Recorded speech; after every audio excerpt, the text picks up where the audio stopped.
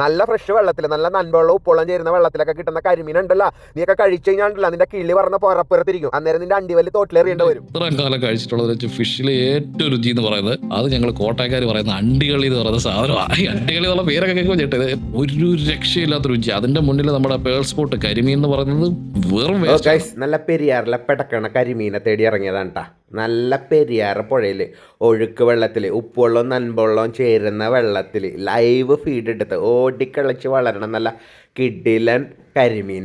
ഇതേ കിടക്കണ സാധനം. 2 കാര്യങ്ങളാണ് ഈ വീഡിയോ കൊണ്ട് ഉദ്ദേശിക്കുന്നത്. 1, ഈ കരിമീനെ പിടിച്ച് തവയടിക്കണം. 2, ഒരു ബിരുദനുണ്ട്, ഒരു കോട്ടയംകാരൻ ബിരുദൻ, താടിക്കാരൻ എന്നാണ് അവൻ്റെ പേര്. അവൻ ഈ കരിമീനെ, ഈ മുത്തുമണികളെ നൈസായിട്ട് അങ്ങോട്ട് വിമർശിച്ച് ട്രെൻഡായിരുന്നു. കേരളത്തിന് നല്ല രീതിയിൽ വിദേശ നാണ്യം നേടിത്തരുന്ന, കേരളത്തിൻ്റെ ട്രഡീഷനായ, കേരളത്തിനോട് ചേർന്ന് നിൽക്കുന്ന ഈ മുത്തുമണികളെയാണ് അവൻ അണ്ടിവല്ലിയുടെ ടേസ്റ്റുമായിട്ട് കമ്പയർ ചെയ്തേക്കണത്. അണ്ടിവലി അഥവാ അനബസ് തോട്ടിലും ചെള്ളയിലും ഉണ്ടാവുന്ന ഒരു മീനാണ് ഈ സാധനം.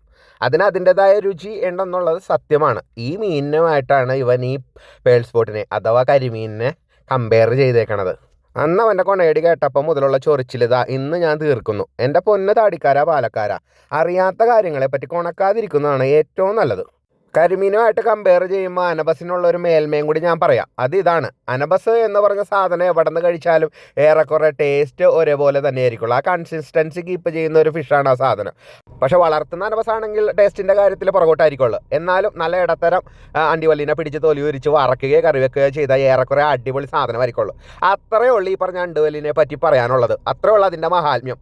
അങ്ങനെയല്ല പക്ഷേ കരിമീൻ അതിൻ്റെ വളരുന്ന സാഹചര്യങ്ങൾക്കനുസരിച്ച് ടേസ്റ്റ് മാറുന്ന മീനാണ്. അതാണ് ഒരു പ്രശ്നമായിട്ട് കാണാൻ കഴിയുന്നത്.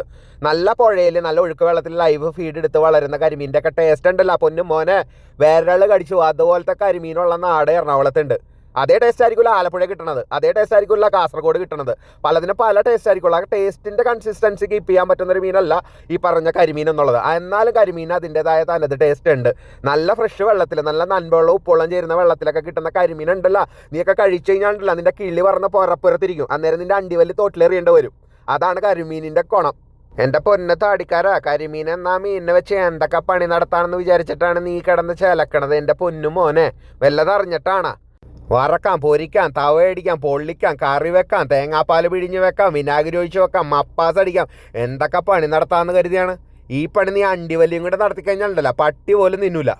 അപ്പം എൻ്റെ പൊന്ന താടിക്കാരെ, കൃത്യമായിട്ട് ബോധ്യമുള്ള കാര്യങ്ങളെ പറ്റി മാത്രം സംസാരിക്കുക. കരിമീനെ പറ്റി പറയാനാണെങ്കിൽ 3 മിനിറ്റിൻ്റെ ഈ ഇൻസ്റ്റഗ്രാം പരിധിയും കൊണ്ട് പറ്റുന്നതല്ല. ഒരുപാടുണ്ട് പറയാനായിട്ട്, പക്ഷെ നിർത്തുന്നു.